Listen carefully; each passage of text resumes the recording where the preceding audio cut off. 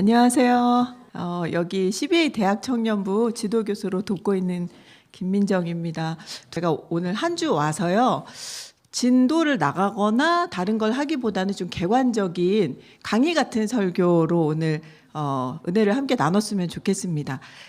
본문은 창세기 1장 1절인데요. 저희가 보통 개역 성경을 가지고 성경을 읽고 그리고 보통 한국 교회들이 개역 개정을 읽는데 그거 말고도 버전이 좀 있는데요. 참고할 만한 게 새 번역하고 이제 공동 번역인데 일부러 좀 비교해 보려고 세 개를 가지고 왔습니다. 그러면 첫 번째 개역 개정 버전 같이 한번 화면 잘 보이세요? 네, 읽어보겠습니다. 시작. 네, 그리고 새 번역 버전으로 읽으시면서 뭐가 다른가 한번 보실게요. 읽겠습니다. 시작. 어디가 달랐나요? 네, 큰 차이는 아니지만 이 고어체로 하시니라가 빠지고 그냥 평서문처럼 하셨다. 그러면 하시니라 그러면 시제가 과거인지 현재인지 알 수 없는데 하셨다 그러면 과거인데 원문에는 맞습니다. 과거 완료 시제고요. 공동 번역은 좀 많이 다른데 읽어보겠습니다. 시작.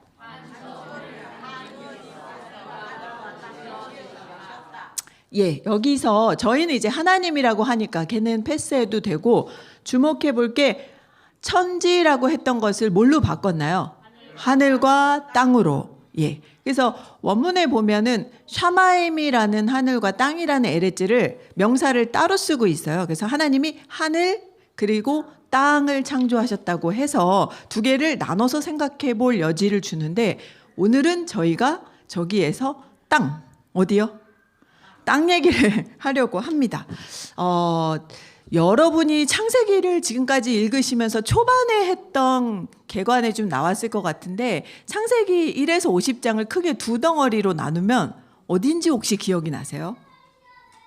제 생각에는 윤 목사님이 말씀하셨을 것 같은데 1에서 11장의 원역사하고요. 그죠? 12장에서 50장의 족장 이야기, 족장사 두 개로 크게 나뉘거든요.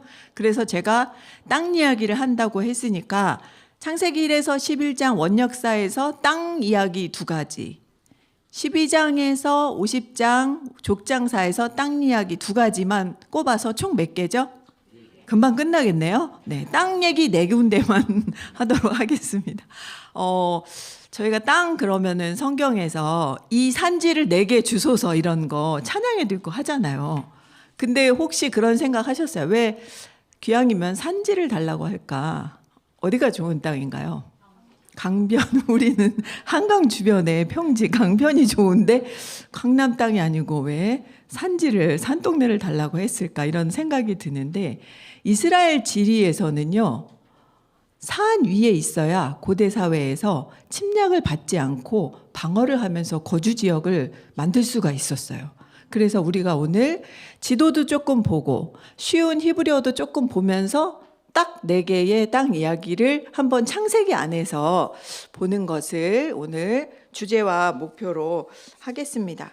그러면 먼저 저희가 창세기 1장 1절 읽었는데 벌써 땅이 나왔잖아요. 그거에 대해서 얘기를 좀 해볼게요. 다음 화면을 보시면 하나님이 하늘과 땅을 창조하셨다 그랬는데 그 창조를 하실 때마다 보시기에 뭐라고 하시나요? 좋았더라. 그래서 저희가 잘 아는 것처럼 둘째 날 흑암이 깊음 위에 있고 혼돈하고 공허한 상태만 빼고는 모든 창조마다 보시기에 좋았더라, 좋았더라. 여섯째 날 인간을 창조하셨을 때는 좋았더라를 2번 하셨거든요. 근데 이제 이 좋다라는 게 히브리어로 뭐냐면요. 저 그림 보이세요? 네, 저 그림 맨 위에 있는 파란색 그림인데 같이 읽어볼 텐데 그 옆에 발음이 써 있어요. 좀 따라서 읽어주세요. 토브 보이시죠? 예, 그게 보시기에 좋았더라 좋았더라 할 때 토브라고 이제 히브리어에 나온 건데 2가지 뜻이 있어요. 하나는 선하다라는 뜻이고요. 하나는 질이든 상태든 좋다라는 뜻이에요.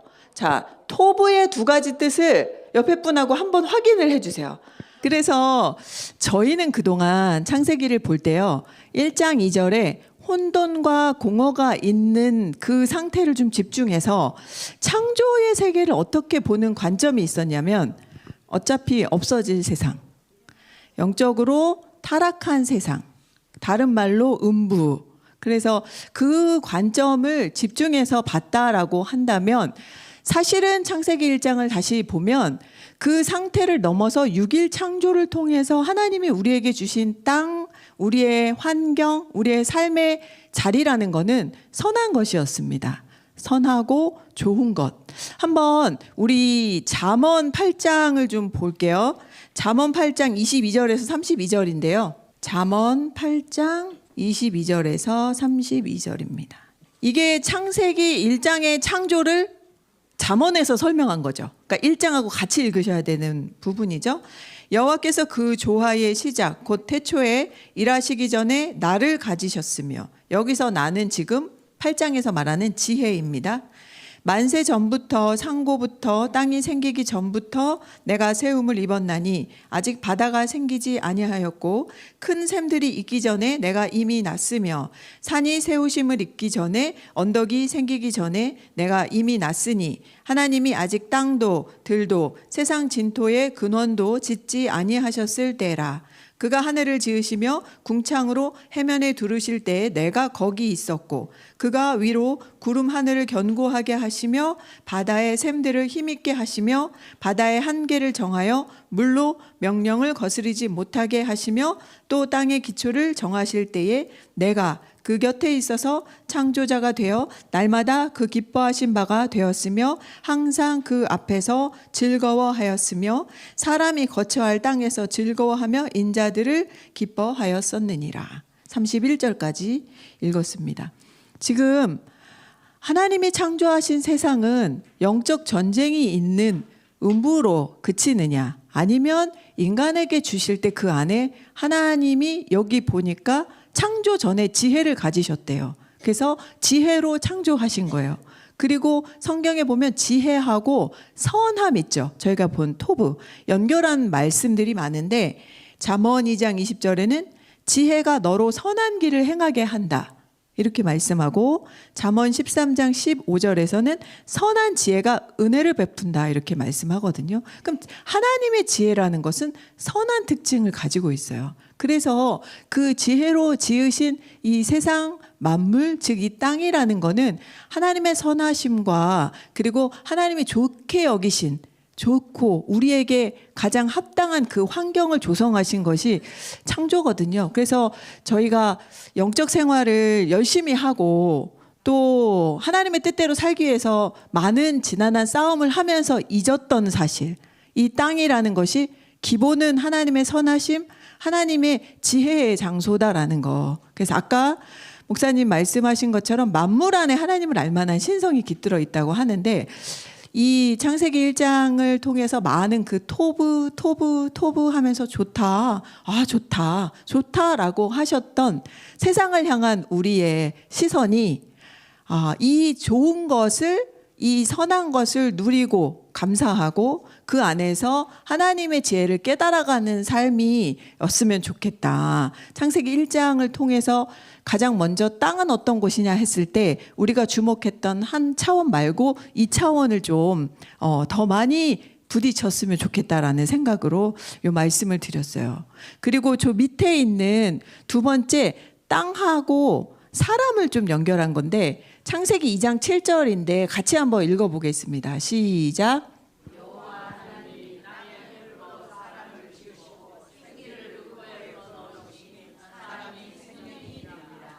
네, 여기서 땅 찾으셨어요? 땅의 흙. 그 다음에 사람 찾으셨어요? 예, 사람. 자, 땅이라는 거하고 사람이라는 거하고 얼마나 밀접한 관계가 있는지 히브리어 단어 자체가 땅을 가리키는 단어에서 파생한 게 사람이에요. 하나를 이제 확인해 보려고 하고, 여기 밑에 있는 이 단어가 근데 글자를 한번 너무 작지만 죄송하지만 눈으로 보면 거의 비슷하게 생겼다는 거를 아실 수 있을 거예요. 저 앞에 있는 거 읽어보겠습니다. 아다마. 아다마까지 읽으시면 돼요. 다시 해볼게요. 아다마. 얘가 땅이에요. 그리고 여기서 나온 게 읽어보겠습니다. 아담. 우리가 아는 아담은 하와 남편 아담, 고유명사 아담인데요. 원래 히브리어에서 아담은 고유명사이기 전에 사람이 아담이에요.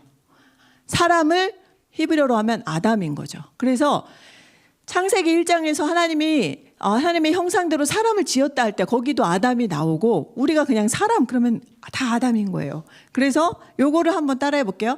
아담아에서 나온 아담 해볼까요? 시작. 그 말은 풀어서 하면 땅에서 나온 사람. 그렇죠. 그러니까 저희가 이제 예전에 많이 들었던 것 중에 아담의 아가 엘로힘의 하나님, 영의 아고 남은 피다 이렇게 했는데 이제 그것을 그렇게 보는 것은 해석의 자유겠지만 사전적 의미는 이겁니다. 본래 히브리어에서 아담아, 땅에서 나온 아담이에요. 그러니까 우리가 우리의 삶이라는 것과 존재라는 거하고 땅은 뗄래야 뗄 수가 없고 땅에서 나온 존재고 땅의 일부고 그 말은 하나님이 창조하신 피조 세계에 우리도 피조물이라는 얘기고 우리가 또 그 땅의 흙으로 돌아간다는 이야기잖아요. 그래서 이 아담아에서 나온 아담 결코 이 땅을 떠나서 아무리 신령한다고 아무리 기도를 한다고 할지라도 땅에서의 삶을 간과할 수 없는 우리 삶에 대해서 창세기 1장 28절에 보면 뭐라고 말씀하시죠? 이 땅에 사람을 지으신 다음에 뭐라고 하시나요? 1장 28절 제가 좀 읽어보겠습니다. 하나님이 그들에게 복을 주시며 그들에게 이르시되 생육하고 번성하여 땅에 충만하라 땅을 정복하라 바다의 물고기와 하늘의 새와 땅에 움직이는 모든 생물을 다스리라 하시니라. 여기서 우리가 그동안에 이제 정복하는 거 하고요. 다스리는 거 하고 요런 단어들을 어떻게 오랫동안 인류가 해석했냐면 개척하는 거 그리고 인간의 이로움을 위해서 이 땅의 모든 자원들을 적극 활용하는 거 그다음에 그것을 넘어서 정복하고 다스리는 것이 어떤 주관하고 임의로 할 수 있는 것 같은 뉘앙스를 한국어에서도 주고 하기 때문에 근데 이제 이 의미가 과연 그렇게 할까? 왜? 우리도 땅에서 나온 존재인데 이 땅에 사는 동안 하나님이 그 땅을 착취의 대상으로 소유의 대상으로 우리에게 주셨을까? 아니면 정복하고 다스리라는 것이 마치 에덴 동산의 아담에게 그 동산을 관리하게 하신 것처럼 청지기로서 돌보고 누리고 향유하고 같이 공생하라고 하신 걸까? 이 의미가 너무 다른데 지금 예전에 린 화이트라는 학자가 이걸 비판했어요. 기독교인들이 정복하고 다스리라는 말을 무차별, 무분별, 착취해도 된다라고 생각해서 환경에 대한 이해가 없다라는 비판을 한 적이 있는데 지금 우리 시기가 그렇게 정말 피부로 온 것 같아요. 그래서 환경, 기후 위기, 환경 파괴 이런 얘기할 때 사실 기후는 무생물이고 위기를 느끼지 않습니다. 기후의 환경과 기후 상태가 지금 정상이 아니란 얘기죠. 위기를 느끼는 건 누구죠? 사람이죠. 사람의 생존의 위기를. 그런데 물론 이 자리에 계신 여러분과 제가 파괴하진 않았습니다. 저희가 어마어마한 공장을 지어가지고 폐수를 무분별하게 내지는 않았어요. 그러나 우리가 이 땅을 살면서 발전시켜온 삶 속에 그 과정이 있었다. 그래서 지금은 어떤 시대가 됐느냐. 환경과 기후를 생각하는 생태적인 이야기들을 많이 하는데 그게 환경단체에서만 얘기해야 될 게 아니고 본래 예수 그리스도를 믿고 하나님의 창조하신 세상을 선물로 받았다고 감사하는 우리가 내가 땅의 일부고 여길 떠나서 살 수 없는 우리 삶과 이 환경에 대해서 착취하는 게 아니구나. 막 무분별하게 발전만 하면 되는 게 아니구나. 공생해야 되는 거구나를 피부로 느끼는 시대가 됐다. 그래서 땅의 원역사에 나오는 이 땅에 대한 두 가지를 통해서 아까 하나는 이제 이 하나님이 주신 이 땅이 선하고 좋은 곳이다. 지금은 나는 인간은 땅의 일부고 이것의 청직이다라는 두 가지 얘기를 한 거거든요. 네. 자, 요약해서 얘기해 주셔도 되고 뭔 말이래 하셔도 되고 서로 잠깐 그 다음 넘어가기 전에 옆에 분하고 잠깐 얘기하시겠습니다. 저 두 개. 제가 오늘 이 말씀을 사모해서 2시 예배까지 들으시는 성도님들과 굉장히 적극적으로 뭘 보려고 하냐면 지도를 제목 보고 오셨죠? 창세기의 지리. 이 지도를 통해서 한번 이 원역사 아까 이제 1에서 11장 두 개의 땅 이야기 본 거고요. 12장에서 50장에 두 개의 땅 이야기를 보기 위해서 창세기의 지리적 배경은 어떻게 되지? 창세기가 지금으로부터 언제적 얘기냐면 예수님이 2000년 전에 오셨잖아요. 그리고 모세는 그걸로부터 1500년 전인데 그 모세가 태초를 봤잖아요. 그러니 이 까마득한 시간 그리고 아브라함이 하나님의 말씀을 따라 가나안으로 간 게 또 2000년이니까 지금부터 4000년 전 얘기라는 말인데 너무나 역사성이 없게 느껴지잖아요, 가끔. 그렇지만 그것이 너무나 분명한 오늘도 확인할 수 있는 이 땅의 이야기고 하나님은 그때나 지금이나 우리 삶에 지극한 이 밟고 서 있는 땅에 역사하신다는 거를 조금 피부로 느끼고 창세기 강의 들으실 때 도움이 되고자 해서 지도를 좀 보겠습니다. 다음 화면 한번 보여주세요. 자, 이게 검은 거하고 흰 게 일단 있고요. 그리고 우리나라 찾으시겠어요? 지도에서 보이세요? 예, 여기 보이시죠? 굉장히 작은 나라네요, 그죠? 그리고 여기는 어딜까요? 이 끝. 네. 역시 우리 장로님. 여기 예루살렘. 여기가 이제 가나안 땅인데 우리는 극동이라고 얘기하잖아요. 극동 지역. 그거는 누구 관점에서 본 거냐면 저쪽 서양의 관점에서 봤을 때 동쪽 끝이어서 극동이고요. 그다음에 서구의 관점에서 봤을 때 이 지중해 옆에 붙어 있는 가나안 땅, 이 이스라엘은 동쪽에 가깝다 그래서 근동이에요. 근동. 그래서 이 고대 시대의 근동 지역이 여기로부터 여기 조금 이따 더 펼쳐볼 건데 그게 이제 구약 성서의 배경이 되는데 여기는 이제 아프리카고 여기는 사우디아라비아 반도고요. 이게 이제 아시아 대륙이고 우리는 요 끝에 있고요. 여기 이스라엘 있고 저건 이제 아메리카 대륙입니다. 그래서 그 다음 화면 예를 확대하겠습니다. 그 다음 화면 한번 볼게요. 자, 이제 확대를 고기를 아까 했습니다. 왼쪽에 여러분이 보실 때 왼쪽의 지도부터 보면은 아는 나라들 보이시죠? 예, 지금 이스라엘 그 위에 이제 레바논의 하마스 전쟁했고 이스라엘 동쪽이 요르단이라는 나라고 그 위에가 이제 많이 들었던 시리아고요. 그 더 동쪽으로 가면은 이라크고 남쪽은 사우디아라비아인데요. 이거를 고대로 그 고대 시대로 갔습니다. 이게 요거를 옮겨 볼게요. 자, 먼저 이스라엘 어디 있을까요? 가나안 땅이죠. 예, 여기가 이스라엘 있는 데고요. 밑에 아프리카 북쪽을 우리가 이집트 성경에서 애굽이라고 했잖아요. 그죠? 그리고 그 동쪽에 모압하고 에돔이 이제 요르단 쪽에 있는 지역이고 올라가면 시리아. 그 다음에 요거 글씨 보이세요? 한번 읽어주세요. 되게 중요한 말이거든요. 메소포타미아 그러면 티그리스와 유프라테스 강이 흐르는 두 강 사이의 고대 문명이어서 우리가 메소포타미아 문명 막 얘기하는데 이게 구약 성경에 나오는 바벨론 그리고 아수르 그리고 페르시아 그 제국들이 있었던 곳이니까 이스라엘 사람들은 이 지역으로 잡혀갔다 온 거죠.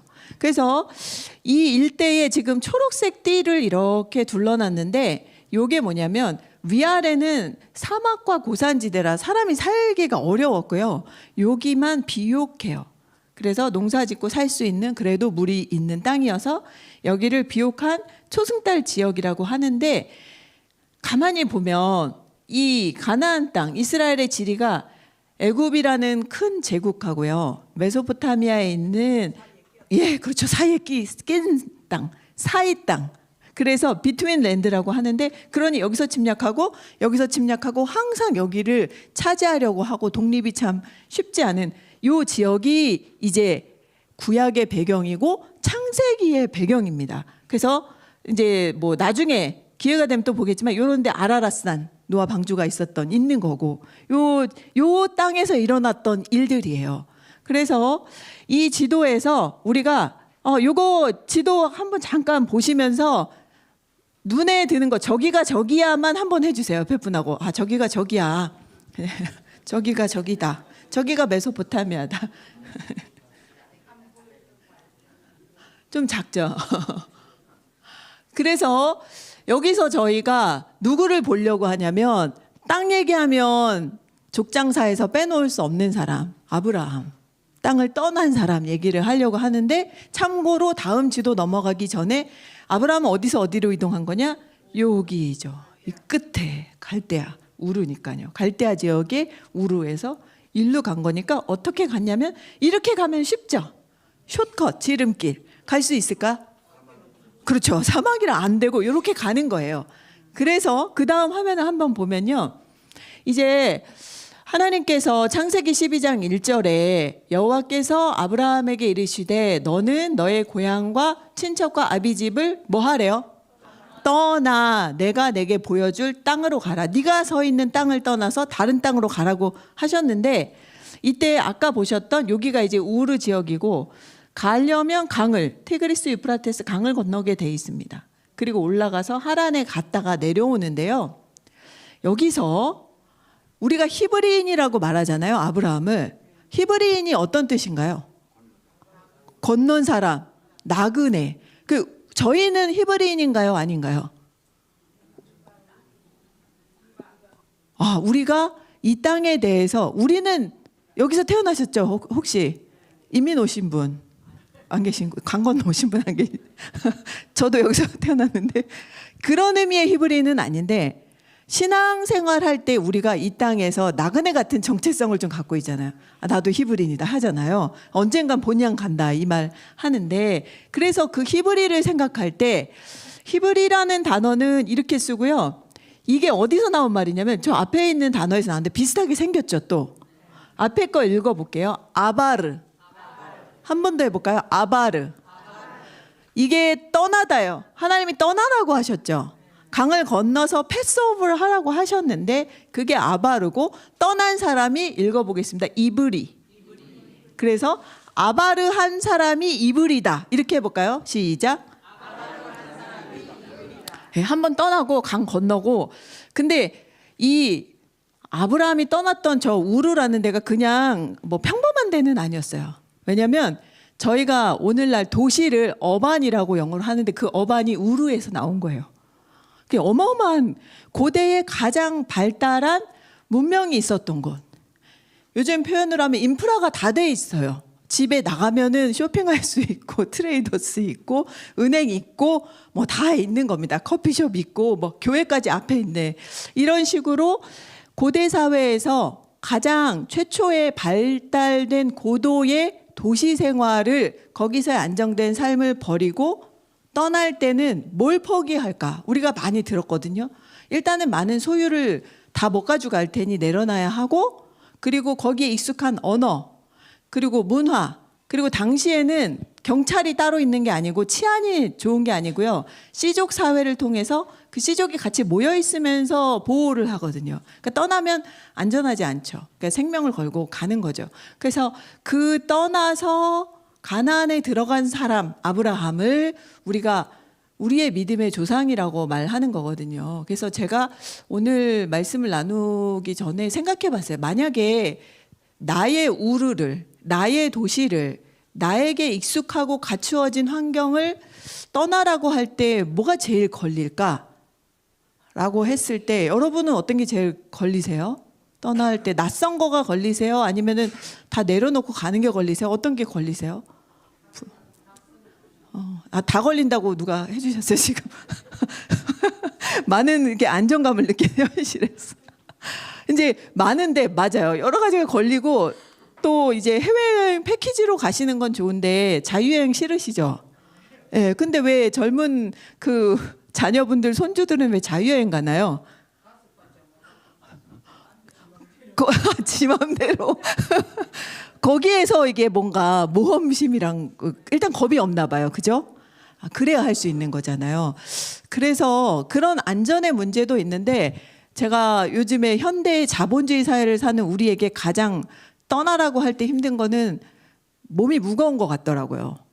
살이 쪘다는 얘기가 아니고 가진 게 많은 것 같더라고요. 그래서 많은 걸 소유하고 있어서 놓고 가기가 쉽지 않고, 만약에 정말 이 나그네 히브리인의 정체성이 하나님 앞에 가는 그 이 세상과 별세하는 시점이 된다 해도 너무 뭘 많이 갖고 집착을 하고 소유에 매여 있어도 힘들잖아요. 그래서 아브라함이 땅을 떠난 걸 보면서 용기 있다. 그것도 되게 다가올 때가 있고, 오늘은 그 많은 소유에 집착하지 않기 때문에 새로 갈 수 있다, 내려놓을 수 있다. 어쩌면 신앙인의 히브리인적인 정체성은 그 소유에 집착하지 않는, 집에 휴지가 3개 있으면 너무 불안하고 막 이게 세트를 한 2개 사놔야 편하고, 냉동실에 냉동식품이 뭐 만두든 뭐든 막 몇 개 있어야 비상시에 요리를 할 수 있으니까 엄마들 그런 막 쟁여놔야지 마음이 편하고, 나는 먹고 살 수 있지만 우리 자식들 어떻게 될지 그 끝없이 우리가 소유가 없으면 살 수 없는 이 땅에서 어쩌면 가끔은 이렇게 가볍게 놓고 가야 될지도 몰라서 어렵다는 생각을 했습니다. 이 땅을 야바르 히브리인이 된다는 거. 그래서 요즘에 미니멀 라이프 막 이런 얘기 많이 하잖아요. 그래서 최소한으로 소유하는 얘기들을 하는데, 성도님들도 그러시고 저도 그렇고 또 저보다 젊은 우리 대학 청년들도 그렇고 계속 쉽지 않은 문제일 것 같아요. 소유에서 얼마나 자유로울 수 있을까. 이거를 누리는 것과 가져서 집착하는 것 사이에 우리는 외주를 타고 있는 거 아닌가. 아브라함은 아무튼 결단을 하고 저 땅을 아바르 떠나서 이브리가 됐다. 네, 그걸 좀 같이 보고 싶었고요. 그 다음에 이제 이 하나님이 떠나서 보여주실 땅이라는 게 가나안 땅인데, 그 다음 화면을 한번 보면은 창세기 17장 8절인데요. 같이 한번 읽어보겠습니다. 시작.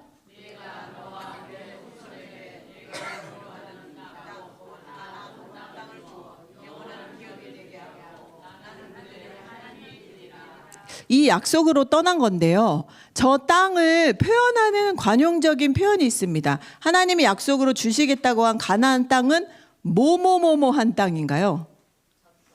젖과 꿀이 흐르는 땅. 혹시 어딘지 아세요? 우리나라에서 젖과 꿀이 흐르는 땅. 그렇게 좋은 데는 어디예요? 강남 가자지구. 근데 장로님 너무 예리하신데, 사실은 지금 이스라엘하고 가자지구 사이에 분쟁이 계속되고 있는데, 그 가자지구가 이스라엘에서 가장 비옥한 땅 맞아요. 너무 아이러니하죠. 그래서 우리가 젖과 꿀이 흐른다? 그게 무슨 말인가?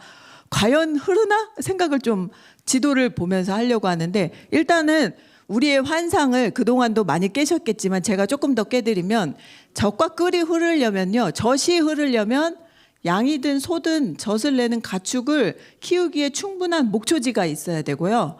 그 다음에 꿀이 흐르려면요, 양봉을 할 수 있으려면 화초든 식물이든 꽃이든 막 그렇게 좋은 들이 있어야 되는데, 그거는 아니더라. 그렇지만은 않다. 그렇지만은 않은데 왜 젖과 꿀이 흐른다고 했을까? 그거를 지형을 한번 보겠습니다. 여기서요, 이게 저 오른쪽에 연두색으로 쭉 올라가 있는 거에 맨 밑에 가자 보이세요? 예, 거기가 지금 그 가자지구예요. 예, 그래서 저기가 지금 분쟁의 근원지고, 가자지구를 비롯해서 그 위로 올라가는 초록색이 해안에 있는 평야예요. 근데 이 평야지대가 이 나라 땅의 면적으로 봤을 때 넓어요? 아니면 좁아요? 예, 좁아요. 그리고 해안 평야에서도 저 가자는 블레셋 평야에 포함이 돼 있어요. 그러니까 블레셋 사람들이 살던 곳이 여기예요. 그래서 여기는 이스라엘은 발도 고대에는 디디지도 못했어요. 그런데 가장 밑에 있는 게 가자고, 그 위로 이제 블레셋 평야가 그나마 여기서 가장 비옥한 곡창지대고요. 그 위로 올라가면 테라비브, 즉 공항 저기 있거든요. 구약으로 가면 요빠거든요.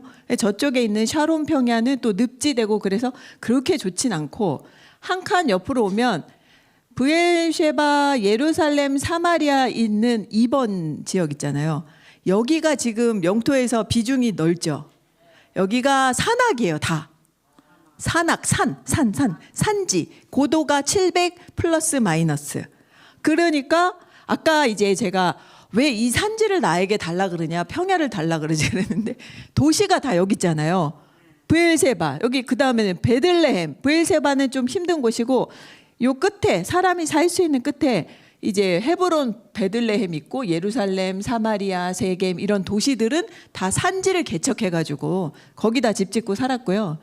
그 옆에 3번은 이게 이렇게 평범해 보이지만 사해의 위아래 협곡이에요. 깊은 협곡이어서 비탈이 넘어져가지고 예수님이 선한 사마리아 사람이 곤란해서 죽게 된 사람 건지는 데 있죠. 그게 여기예요. 저기서 다치면 방법도 없고 사람도 잘 지나가지 않아서 그냥 지나갔잖아요. 그러면 죽습니다. 근데 이제 그 사마리아 사람이 이 힘든 데서 데려다가 치료비 주고 한 거예요.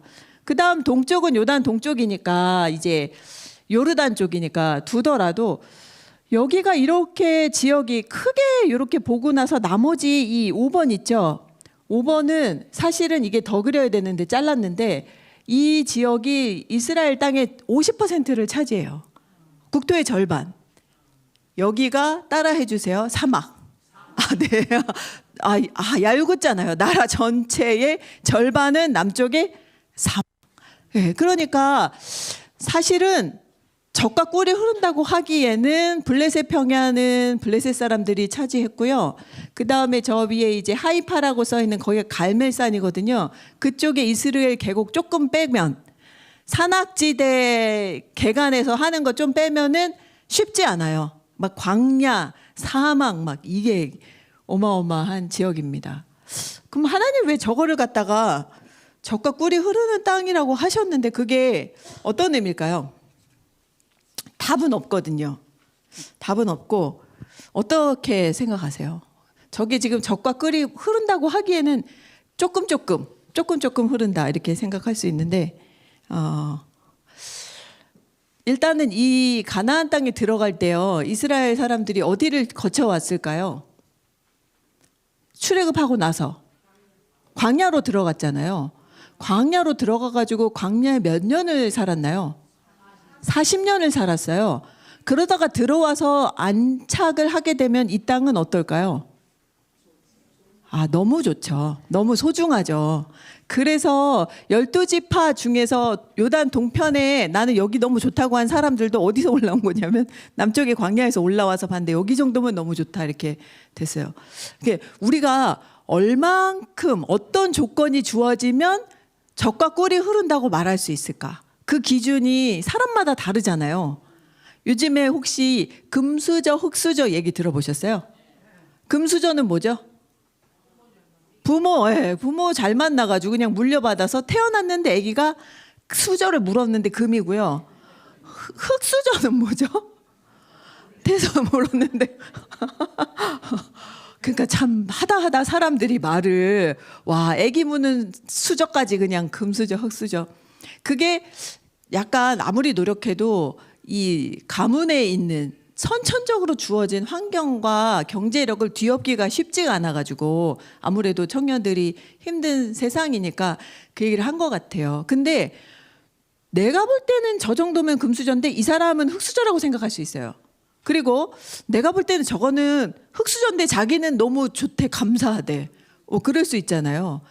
이스라엘이 지금 광야를 거쳐와서 이 땅에 갔을 때 일단은 안정된 환경, 정착을 할 수 있게 됐잖아요. 더 이상 광야를 방랑하면서 만나와 메추라기를 기다려야 되는 삶은 아니고 내가 농사지어서 곡물을 저장해 놓고 양을 끌고 다닐 수 있는 환경이 된 것만 해도 너무 감사하고 소중하죠. 그러니까 저는 어거지로 맞추는 게 아니고 행복과 감사는 너무나 주관적이고 어찌 보면 우리의 신앙의 표현은 그거는 되게 영적인 거다. 감사를 할 수 있는 거, 만족할 수 있는 거, 누릴 수 있는 거, 자족할 수 있는 거, 그게 어마어마한 힘이다라는 생각이 들어요. 그래서 첫 번째는 이거 답이 아니라고 말씀드렸어요. 자, 젖과 꿀이 흐르는 땅은 감사하고 소중해서 할 수 있는 말이에요. 감사하고 소중. 지금 우리가 이제 예배를 이렇게 드리고 있는데 이 환경과 이 상황과 또 우리의 일상의 삶들과 우리 가족의 삶을 생각할 때 아쉬운 게 있어요? 없어요? 있죠. 아쉬운 게 없으면은 이 땅이에요? 천국이에요? 잘 생각해야 돼. 내가 지금 어디 와 있나. 이 땅은 계속 아쉬운 것 같아요. 근데 그 아쉬움을 모른 척 한다는 게 아니고 아쉬운 것만큼 주어진 것도 있는데 그 주어진 것에 대한 감사와 소중함을 느낄 수 있는 거. 그러면 그거는 젖과 꿀이 흐르는 땅이고요. 그 다음에 두 번째는 여기가 날씨가 특이해요. 우리는 요즘엔 이제 기후위기 때문에 바뀌었지만 여름에 어떻게 뭐가 오죠? 비가 많이 오는 장마 시즌이 있고 겨울에는 비는 잘 안 오고 눈이 오잖아요. 근데 비가 잘 오고 가을에 햇빛이 세야 농사가 잘 되잖아요. 이 땅은 건기하고 우기가 있어요. 그래서 비가 안 오는 건기와 비가 오는 우기가 있는데 비가 많이 오지도 않으면서 그 우기에 제대로 물을 받아야 하거든요. 근데 물을 받기만 하면 이제 사막은 1년 내내 물이 없는 거고요. 광야는 우기에 비가 오면 적셔져서 풀도 나는데요. 그러니까 비를 잘 받아서 그게 잘 맞으면 풀도 나고 양도 풀을 먹이고 꽃도 피워요. 그러니까 이 젖과 꿀이 흐르는 땅이라는 거는 금수저는 아니다. 다 주어진 건 아니다. 사막도 크고 협곡도 있고 평야는 좁고 그렇지만 그럼에도 불구하고 여기에서 하나님이 주신 환경 속에 그 가능성을 통해 노력을 하고 만들어가고 하나님이 복을 주신다면 젖과 꿀도 흐를 수 있는 거예요. 젖도 나올 수 있고 꿀도 나올 수 있고. 그러면 젖과 꿀이 흐른다는 건 어찌 보면 다 만들어준 건 아니고 가능성이고 과정이라고 생각을 했어요. 그래서 그 마지막으로 요 화면을 한번 보여드릴 텐데 저기 이게 있었네요. 제가 설명 안 하고 갔네요. 자, 한번 볼게요. 이쪽이 해안 평야입니다. 저거 지중해고요. 여기가 가자 지역이고요. 요 사진이요. 그리고 요거는 중앙 산지예요. 그래서 에벨산과 그리심산 사이에 세겜에서 언약 맺고 이러는 여기 세겜 동네. 이런 산지 동네. 그다음에 요 밑에 거는요. 아까 말씀드린 남쪽 있죠? 사막 막 이런 데요. 못 삽니다. 내려갈 수 없어요. 그리고 요단 계곡은 요게 사해 근처인데 막 협곡 있고 이런 지형이에요. 이게 사진이 되게 그렇기도 하지만 과연 21세기의 이스라엘도 이런 모습이 있을까? 지금은 아니겠지. 다 아파트 들어서고 도로 내고 이런 거 없겠지라고 하고 갔는데 있어요. 이 모습들이 다 있어요. 그러면 그 다음 화면 한번 보겠습니다. 자, 왼쪽이 아까 말씀드린 남쪽의 사막이에요. 브엘세바라는. 뭐가 없죠. 이 풀이 조금씩 있지만 그거는 우기 때 비를 통해서 이렇게 있는 거고요. 여기는 사막이고요. 여기는 어딘가? 똑같은 브엘세바예요. 그런데 이게 물이 있잖아요. 이게 저기 일산 호수 정도는 아니어도 있는데요. 이게 뭐냐면 이스라엘 사람들이 그 초대 총리가 이제 벤 구리온이라는 사람인데 그 사람이 우리는 국토 절반이 사막이다. 근데 여기는 우리가 만들어서 살 수 있다라고 해서 북쪽 갈릴리에서 물을 끌어들여 가지고 나무를 심고 관계수로 이걸 오랜 시간 노력해서 이게 팀나 국립공원인데 공원 안에 호수 이렇게 사막의 오아시스를 만들 수 있다 없다? 있다를 보여준 거예요. 한번 얘기해 볼게요. 사막의 오아시스. 예, 그러니까 금수저가 아니면은 그거 어떻게 하겠어요? 내 출생을 어떻게 바꾸나요? 그러나 사막의 오아시스는 만들 수 있다. 근데 성경은 하나님은 항상 다 갖췄으니까 넌 노력할 게 없어. 다 주어졌으니까 너는 남들하고 비교했을 때 비교 우위에서 감사해. 이렇게 하지 않고 여기에 이제 이사야서 43장 19절인데요. 제가 한번 읽어보겠습니다. 보라, 내가 새 일을 행하리니 이제 나타낼 것이라. 너희가 그것을 알지 못하겠느냐. 반드시 내가 광야의 길을 사막에 강을 내리라. 그러니까 저 말씀이 현실이 된 현장이 지금 21세기에도 확인을 할 수가 있는 거죠. 그래서 네, 이제 화면을 닫고 저희가 젖과 꿀이 흐르는 땅이라는 거 감사할 수 있고 소중한 것이다. 두 번째는 가능성이고 내가 어떻게 하느냐에 따라 달라질 수 있는 과정이고 하나님 주신 기회다 이렇게 봤는데 우리의 지금 이 땅 우리가 살고 있는 현실 교회도 가정도 일도 모든 사회 인간 관계도 마찬가지인 것 같아요. 우리가 어떻게 결심하고 어떻게 만들어가느냐. 근데 그 기본을 주시는 것 같아요. 그리고 어디에다 힘을 주시냐 했을 때 우리 안에 아까 처음에 창세기의 창조는 하나님의 지혜로 이루어졌고 하나님의 지혜가 만물에 깃들어 있다 할 때에 우리가 이 땅의 현실을 더 치열하게 섬세하게 디테일 있게 보고 고민하고 살 때 거기서 지혜가 오고 만들어가고 그게 본향에 갈 때까지의 삶인 것 같아요. 그래서 제가 오늘 창세기의 지리를 땅 얘기를 이제 4개를 그냥 중간중간 뽑아서 같이 봤고요. 이 시간에 좀 느끼셨던 거 옆에 분하고 나는 이게 좀 마음에 온다. 나는 이 생각이 든다. 잠깐 얘기를 하고 기도를 하고 마치려고 합니다.